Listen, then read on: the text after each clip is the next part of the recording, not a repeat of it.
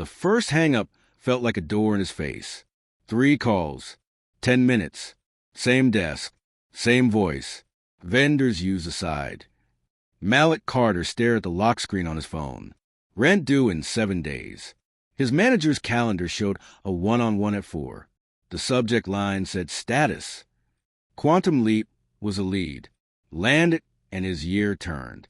Miss it, and the year closed on him. Thomas Whitman made the calls on big buys.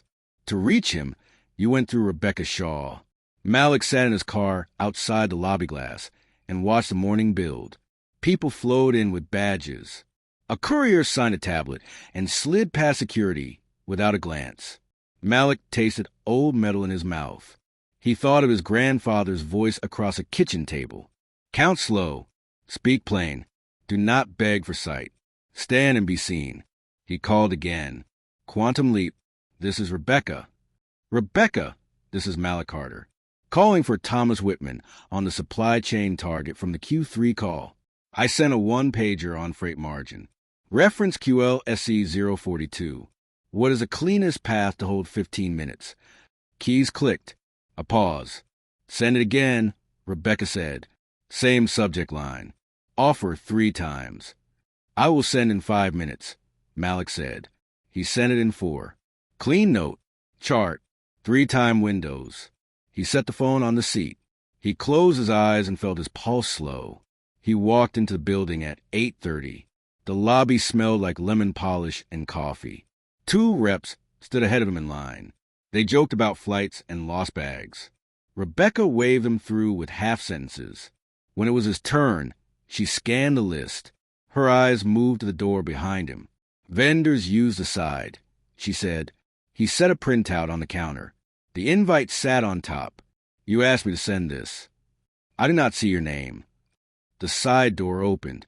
A board member stepped out. Trim, gray hair. He watched the wave-throughs. He watched the stop.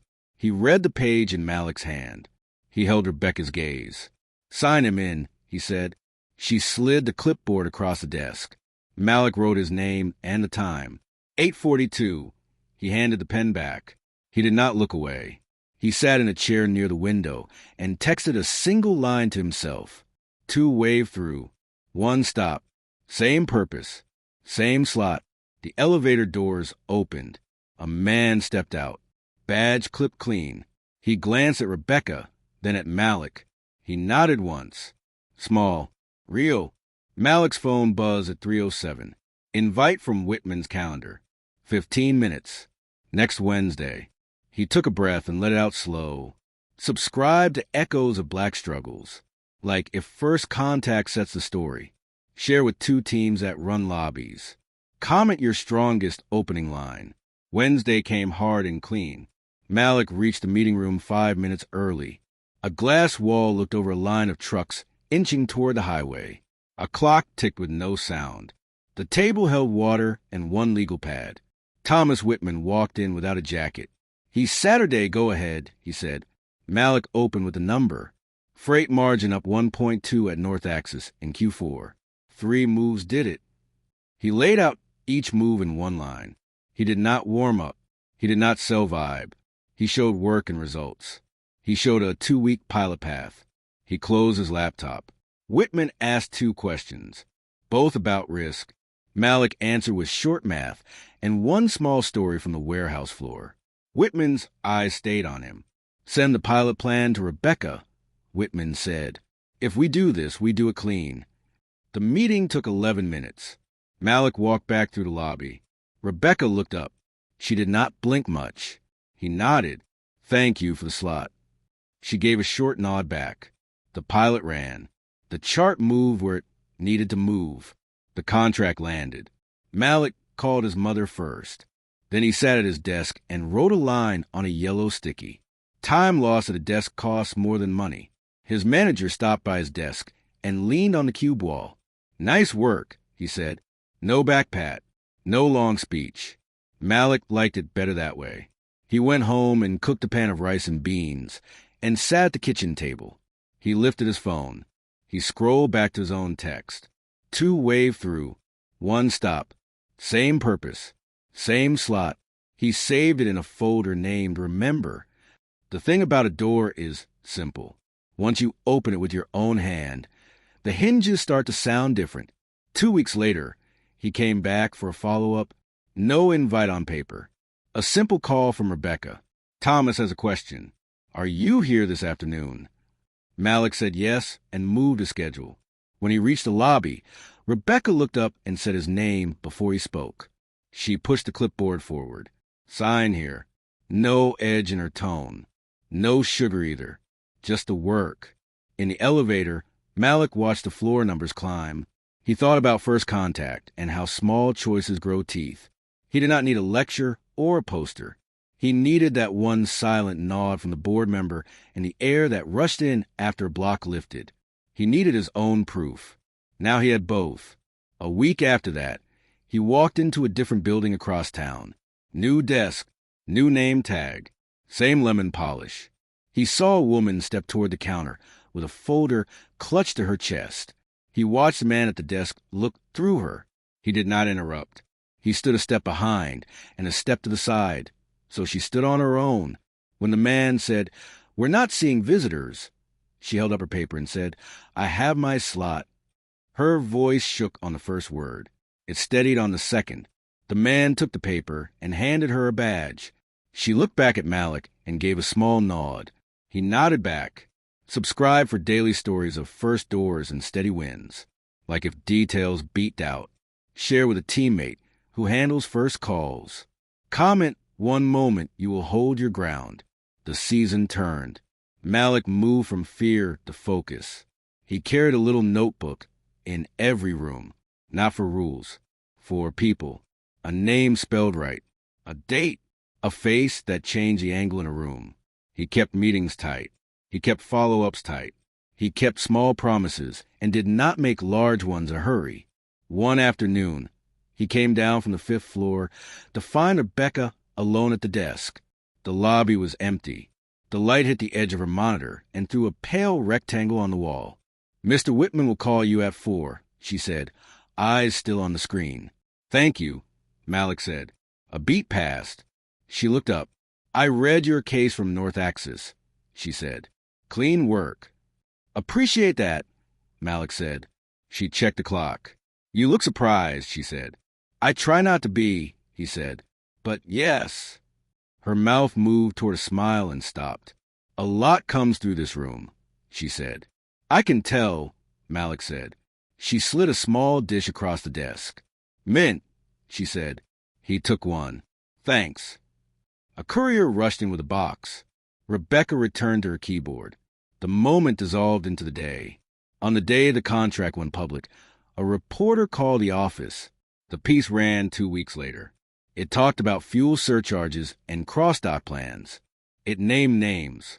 It quoted Whitman. It did not mention desks or lobbies. Malik clipped the article and tucked it into a folder in his drawer. He felt the quiet satisfaction of work that shows its face in numbers. The next time he saw the board member, it was by the elevators again. "Solid quarter," the man said. Malik thanked him. The man pressed the call button and watched the arrow light.